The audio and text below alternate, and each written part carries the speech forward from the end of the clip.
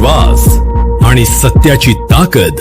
MB news, आपली बातमी, आपलं सत्य. झुरळ हा शब्द ऐकताच आपल्या डोळ्यासमोर घाण, अस्वच्छता आणि त्रासदायक कीटकाची प्रतिमा उभी राहते. घरात एखादे झुरळ दिसले तरी त्याला हुसकावून लावण्याची घाई देखील होते. होय, आपण बोलत आहोत परळीतील प्राचीन झुरळे गोपीनाथ मंदिराबद्दल. 12 ज्योतिर्लिंगापैकी एक असलेल्या वैजनाथ नगरीतील हे मंदिर आज देशभरातील भाविक आणि अभ्यासकांचे कुतूहल बनले आहे. कारण या मंदिराच्या गाभाऱ्यात शेकडो वर्षापासून झुरळांची वसाहत आहे.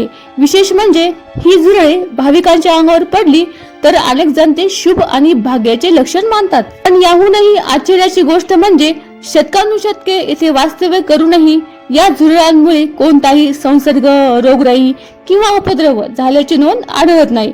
मग प्रश्न पडतो, ही झुरळे इतकी निरुपद्रवी कशी? प्राणीशास्त्राच्या दृष्टीने पाहिले तर या मंदिरात एक आगळीवेगळी परिसंस्था तयार झाल्याचे दिसते. मंदिराचा गाभारा जमिनीपासून जवळपास 10 फूट खोल आहे. अनेक फटी, कपारी आणि दगडी सांध्यामध्ये ही झुरळे राहतात. बाहेरील गटारे, कचऱ्या कुंड्या किंवा दूषित वातावरणाशी त्यांचा संबंध जवळजवळ नसतोच. विज्ञानाच्या भाषेत यालाच जैविक विलगीकरण असे म्हणतात. म्हणजे एखादी जीवसृष्टी दीर्घकाळ बाहेरील वातावरणापासून वेगळी राहून स्वतःची स्वतंत्र परिसंस्था तयार करते. या मंदिरातील झुरळांचे जीवनही काहीसे असेच आहे. जे अन्न सुद्धा सामान्य झुरळांपेक्षा वेगळे आहे. अभिषेकासाठी वापरले जाणारे पाणी, दूध, मध आणि प्रसादाचे सूक्ष्म कण हेच त्यांच्या जगण्याचे प्रमुख साधन बनले आहे. म्हणूनच अनेक अभ्यासकांच्या मते या झुरळांच्या पिढ्यांमध्ये वेगळे जैविक गुणधर्म विकसित झाले असावेत. विशेष म्हणजे शेकडो वर्षापासून त्यांची संख्या देखील नियंत्रणात आहे.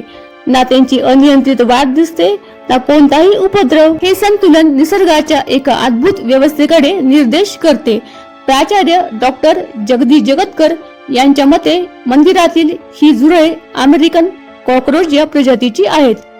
त्यांचा लालसर तपकिरी रंग आणि डोक्यामागील फिकट पिवळसर कडा ही त्यांची प्रमुख ओळख आहे. तर प्राचार्य नाना गोडबोले यांच्या मते अनेक पिढ्यांपासून वेगळ्या वातावरणात राहिल्यामुळे या झुरळांमध्ये इतर झुरळांपेक्षा भिन्न गुणधर्म विकसित झाले असण्याची शक्यता आहे. त्यामुळे हे प्राणीशास्त्र संशोधनासाठी एक दुर्मिळ आणि महत्वाचे उदाहरण ठरू शकते. परळीतील झुरळे गोपीनाथ मंदिर आपल्याला एक वेगळा संदेश देते. निसर्ग आणि श्रद्धा यांच्यात संघर्ष नसतो, तर त्यांच्यात सहजीवन असू शकते. विज्ञान आणि अध्यात्म यांचा सुंदर संगम कसा घडू शकतो याचे हे जिवंत उदाहरण आहे. कदाचित म्हणूनच शेकडो वर्षापासून ही झुरळे मंदिरात आहेत, भाविकही आहेत आणि या दोघांमधील अदृश्य नाताचे रहस्य आजही कायम आहे. हे नेमके देवी चमत्कार आहे की निसर्गाने घडवलेली एक अद्भुत परिसंस्था? याची उत्तर शोधणे अजूनही संशोधकांसमोरचे मोठे आव्हानच बनून राहिले आहे. जर तुम्हाला ही माहिती रोचक वाटली असेल तर व्हिडिओला लाईक करा, चॅनल सबस्क्राईब करा आणि अशाच वैशिष्ट्यपूर्ण कथा पाहण्यासाठी बेल आयकॉनवर क्लिक करा.